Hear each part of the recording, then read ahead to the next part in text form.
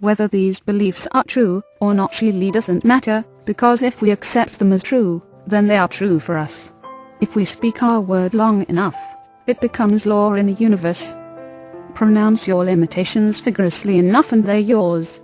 Whether your beliefs are true or totally insane, if you accept them, then that's what your life will be about. Once we have accepted an idea, it's an idea whose time has come, and there is nothing that can stop it. If we have accepted an idea of lack and limitation, it is an idea whose time has come for us. There is nothing that we can do about it except to change our mind. If you plant a seed, it is going to grow. If you plant a tomato, you will have a tomato. The tomato won't change its mind and become a cucumber because it thinks a cucumber is better for you. The soil will give you tomatoes as long as you keep planting them, even if you are allergic to tomatoes. Look at the beliefs that form the groundwork of your life. We are full of beliefs that we have collected over the years. Attitudes, ideas, opinions, and conditioning. And we are so full of what we know that when challenged, we dig in our heels and often think, "Don't tell me anything new. I have my beliefs together, and how dare you try to change them? This is what I've based my whole life on. Now you are telling me I could be wrong. I don't want to hear that." So we live with a set of beliefs called religion, a set of beliefs called politics, a set of beliefs about ourselves, a set of beliefs about the kind of people that we like or don't like, and a set of beliefs about everything else. Many of the things that we believe garnered from past experience, groups of people and individuals are not true, but they are the things that we have imagined to be true out of our need to survive. Because the will to survive and the desire for certainty are strong, we create rules about the nature of life and how it unfolds, and these rules become beliefs. Unfortunately, those beliefs can also become limitations. Break through mistaken beliefs. The fact of the matter is we can only be successful to the degree that we are willing to share our mistaken beliefs. When we experience sickness, failure, or lack, it is often because of the limitations in our own mind. The sad thing is that, even though we know our lives aren't working in certain areas, we are still afraid to change. We are locked into a comfort zone, no matter how self-destructive it may be. Yet, the only way to get out of our comfort zone and to be free of our problems and limitations is to get uncomfortable. We can only experience freedom in direct proportion to the amount of truth that we are willing to accept without running away. We must stop kidding ourselves, stop blaming others, and stop avoiding unpleasant decisions and start facing the truth that we may have accepted unworkable beliefs that are the direct cause of the events in our lives. It is not a question of going from negative thinking to positive thinking. It is a matter of moving toward right thinking, which means moving toward knowing the absolute truth about who we are and our relationship to life. Right thinking, which is based in truth and not illusion, is the foundation that determines the solidity of all other thinking. Positive thinking and negative thinking are both filtered through our belief system. Right thinking comes from being aware of the truth, or the reality of any situation. Knowing the truth sets you free. You always seek to know the truth about any situation in which you are involved. Look behind your present belief system, and ask your higher self, what is the truth about this? Your higher self will always reveal the truth to you, if you are ready to hear it. When you act upon that truth, you are using right thinking. It's not a matter of being positive or negative, but of simply being yourself. And when you are yourself, which means you are allowing your higher self to reveal the truth, every situation you are involved in will resolve itself perfectly. This might sound magical, but it is only the law of cause and effect in action. The starting point of success. The aim of all great teachers since the beginning of time was to awaken us to the fact that we create our own reality. More importantly, that we are responsible for everything that happens in our lives. This includes the good, the bad and the ugly. If we believe that someone or something outside of ourselves is the cause of our problem, we will always look outside of ourselves for the solution. In order to find the true answers to our problems, we must begin by looking at ourselves in a new way, which will cause us to see people and events in a new way. The outer world is in many ways a reproduction of our inner world. You must realize this. How many troubled people do you know who have not given the slightest attention to this fact?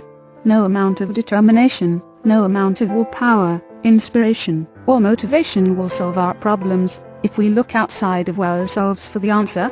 The law of attraction. Everything comes to us by the most elemental law of physics, like it attracts like. This is called the law of attraction. The law of attraction, like all natural laws, operates with mathematical exactitude. It is impartial and impersonal, which means it works when you want to, and when you don't want to. It has nothing to do with your personality, your religious beliefs, being good or a bad person or anything else. No one lives beyond this law. It is an irrefutable law, as real as the law of gravity. Before the law of gravity was identified, nobody knew it existed, and yet everyone was still affected by it. Such is the case with the law of attraction. Most people are unaware of the mechanics of how it works, and yet everyone is still affected by it. You don't need to know the mechanics of how the law of gravity works to keep yourself from floating off into space. You also do not need to know the mechanics of how the law of attraction works for it to function in your life. You may not have realized it until now, but everything you experience in your life is invited, attracted and created by you. There are no exceptions. That may not be good news if your life is not going the way you want to. And since most of us are not too happy with what we have created in our lives, we have become highly gifted masters at attracting an overabundance of circumstances that we would rather not have. The mind attracts whatever is familiar to itself. The frightened mind attracts frightening experiences. A confused mind attracts more confusion. The abundant mind attracts more abundance. Since we attract what we think about, it makes good sense to become aware of the subconscious thought patterns that control our lives. You are always right. The primary function of the subconscious mind is to follow the instructions of the conscious mind. It does this by proving that whatever the conscious mind believes is true. In other words, the job of the subconscious mind is to prove the conscious mind is always right. So, if you consciously believe that you can't be, do, or have something, the subconscious will create the circumstances and find the people to prove that you are right. The subconscious functions like the automatic pilot of an airplane. If the autopilot is set to go east, you can manually override the controls and go north. But as soon as you let go, the automatic pilot, which has been programmed to go east, will control the plane, and you will fly east.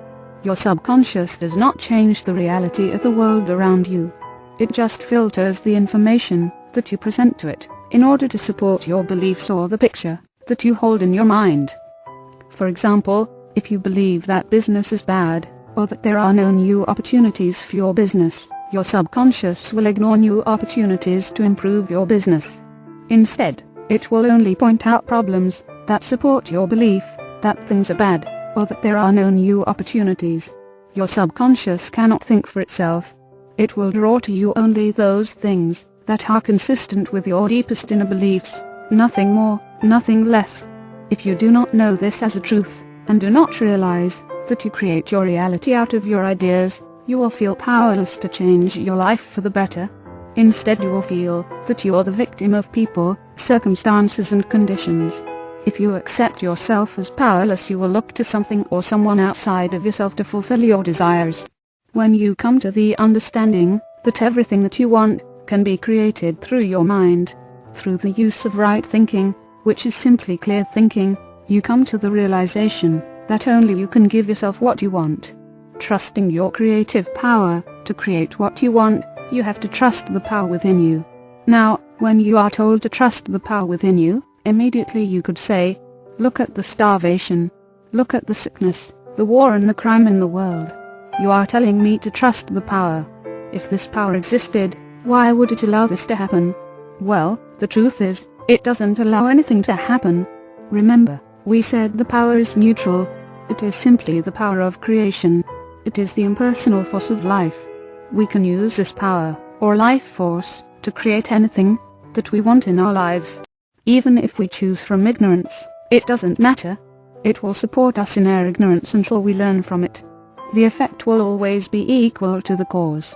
If we're in a ditch, it means that the power is supporting us in being in a ditch. If our life is immensely successful, it means that the power supports us in our success. It all comes out of our ideas. Thought directs power. We said earlier that our ideas are created into our results. To put it another way, it is done unto you as you believe, not as you want, but as you believe. There is a vast difference between the two. When you think the universe moves,